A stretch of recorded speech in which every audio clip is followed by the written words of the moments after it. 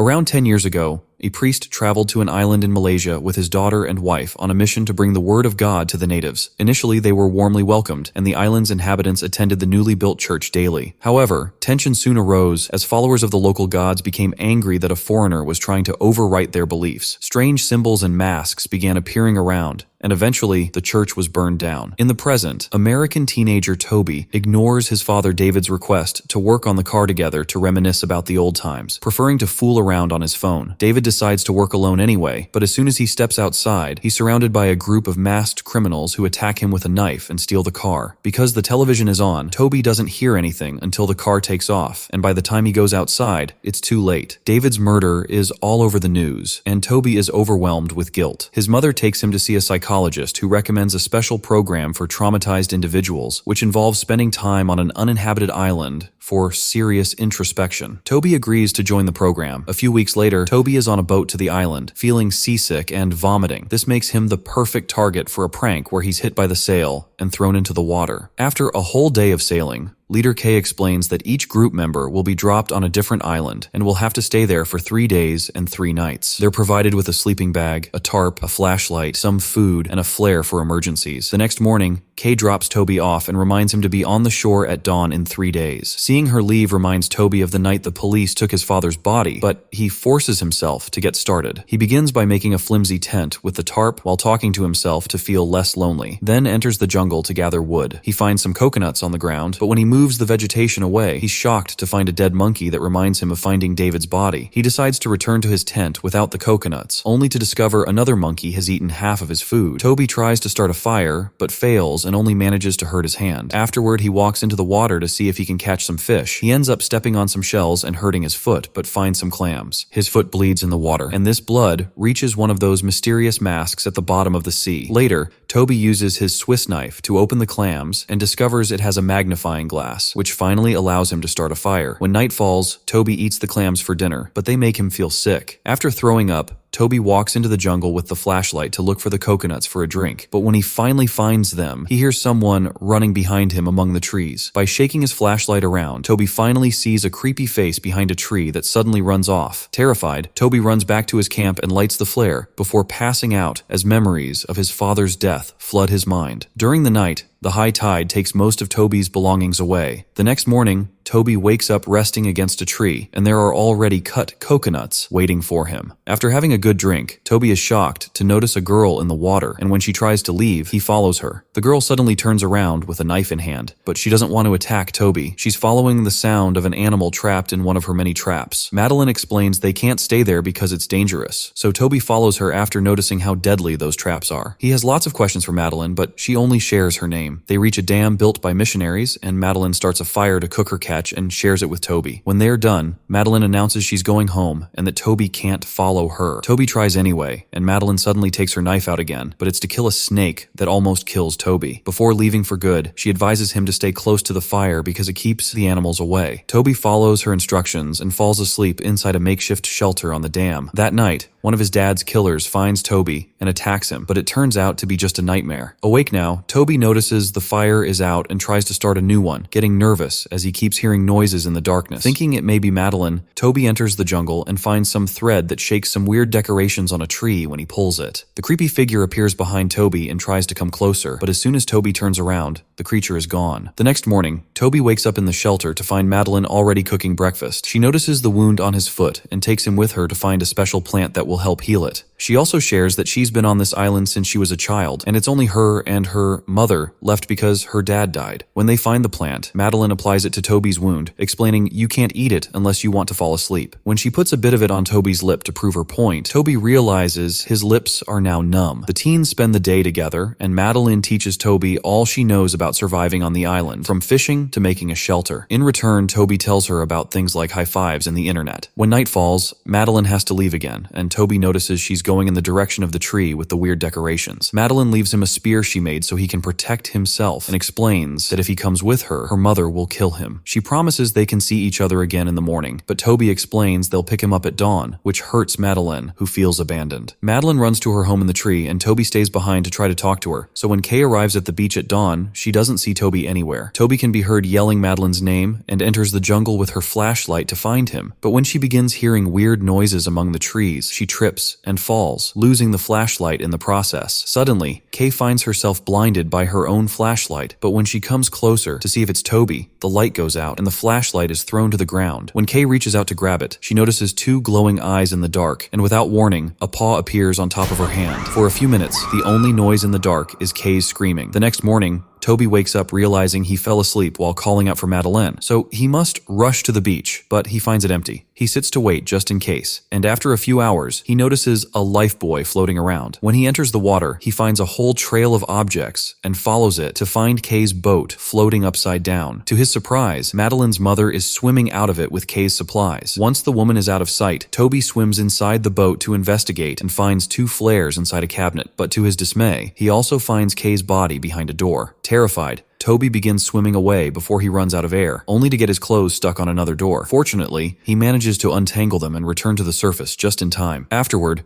Toby enters the jungle and finds Kay's flashlight with a weird scratch mark on it. Using this flashlight, he decides to go through the entrance of Madeleine's tree and discovers a rocky tunnel filled with bats and weird noises. The creepy creature approaches him from behind again and makes Toby drop the flashlight, leaving him in darkness. The noises begin getting closer, so Toby searches the ground until he finds the flashlight and turns it on again. This allows him to suddenly see some really creepy drawings on the walls. Moments later, Toby finds the end of the tunnel and comes out to find the remnants of the old burned church. He also hears a goat bleeding, and when he checks, he finds Madeleine's mother killing it for food. He keeps looking around and finds the cabin where both women live. Inside, he finds Kay's empty bag, a box with 3 passports, and an old picture indicating Madeleine and her mother are the family that came with the priest all those years ago. There's also a can of gasoline, and most importantly, Kay's radio, which Toby immediately uses to call for help. He only gets one hello from the other end before the line goes dead, and at that moment, Toby has to run and hide under the bed because Madeleine and her mom are back. While the mother prepares a special concoction with the numbing plant, she argues with Madeleine because she thinks her daughter isn't ready to go out there. When Toby moves further under the bed, not to be seen, he's shocked to find an extremely creepy mask and realizes this is the face of the creature that attacked him before. As soon as the mother leaves the room, Toby approaches Madeleine, but Madeleine reminds him this is dangerous and promises to meet him at the beach later. Toby makes his way back to the beach and uses everything he's learned to catch some fish and start a fire. While having lunch, he notices a light blinking on the other end of the island and replies by starting an extra big fire that can be seen from a distance. In the evening, Toby's trying to sleep when he's suddenly startled by Madeleine, who thought Toby would be gone by now. He explains Kay's dead and that he thinks the mother killed her, causing Madeleine to rest her head on Toby's leg and share the few things she remembers from her childhood. She used to be happy living with her family and playing with the local kids, but one day something happened, and she only remembers being in a corner crying, while her mother, covered in blood, told her not to look. Madeleine admits she sees terrible things at night and that her mother probably killed them all. Toby asks Madeleine if she wants to run away with him because they'll probably send a new boat soon, and Madeleine accepts, but she'll come back tomorrow to avoid her mother getting suspicious. The next morning, Toby wakes up when he hears a plane flying by, but by the time he runs after it, it's already gone. However, this run allows him to find an abandoned lighthouse that he proceeds to investigate. Unfortunately, the light isn't working, and when Toby checks out its inner workings, he remembers all the things David taught him about taking care of cars. This allows him to understand the light needs gasoline. Toby begins making his way back to the beach when he suddenly bumps into someone. It's Cameron, another one of the guys that signed up for the program. He was never picked up either, but he did find a rowboat, so he used it to try to find other people because his own island's definitely empty. Toby shares some food and tells him about his experience while making a new spear, which he uses to threaten Cameron when he points out that trusting a crazy pair of murderers is dumb. After apologizing, Toby explains he refuses to leave Madeleine behind because she's also a victim and goes looking for her. Moments later, he makes it to the house, only to be caught by surprise by the mother. The woman takes the spear from Toby and lets him go to try to make him see reason, but Toby runs away. Mother runs after him and accidentally falls into one of Madeleine's traps, leaving her stuck between a tree and a thicker spear. Knowing she doesn't have much time left, the mother explains to Toby that she didn't kill anyone. anyone. She's only been trying to scare people away because the real murderer is actually Madeline. All those years ago, the locals tried to warn them that something evil was on the island, but the priest didn't believe them and tried to rely on the word of God. While he and his wife argued with the natives, Madeline wandered off and approached the altar where the locals made animal sacrifices. This allowed the demon to use the child as his vessel in a ritual that matched the drawings Toby saw in the tunnel. Madeline killed everyone in the church and burned it down, leaving only her mother alive. Mother gives Toby the special plant in a bag to subdue Madeline and points out that she doesn't like the light when she's demonic. Before dying, Mother reminds Toby that Madeline shouldn't leave the island. Meanwhile, Cameron is waiting at the camp when he suddenly hears some weird noises. He enters the jungle to investigate and comes across a bunch of bones on the ground that distracts him from seeing the real danger. A demonic Madeline appears right next to him and drags him away through the trees to kill him. By the time Toby returns, only Cameron's blood is left. A noise suddenly makes him turn around, and he sees demonic Madeline coming closer with her mother's body. But she becomes human again when she realizes Toby's a friend. She demands to know what happened to her mother, and to keep her calm, Toby says he did it so they could be together. This makes Madeline happy, and she kisses Toby, pushing him to the ground to get intimate. Toby loses the little bag with the special plant when he falls, so he pretends to be into it to recover it. When Madeline notices, she growls and begins to change, but Toby manages to find her spear and uses it to knock her out. Then he puts the plants in her mouth to keep her subdued and uses some vines to tie her up. Afterward, Toby runs to the house to grab the gasoline and prepare a torch that lights his way back to the lighthouse. He leaves the torch at the door to keep animals away, then goes upstairs to finally turn on the light while remembering the time his dad taught him how to start a car. While Madeline begins to stir, Toby waits for a boat, but seeing nobody is close, he decides to leave. When he makes his way down, the stairs break, causing Toby to fall and spill the gasoline all over the floor. It also makes him discover the special plant grows here as well. At that moment, the door closes on its own, and as soon as the rotating light points in the opposite direction,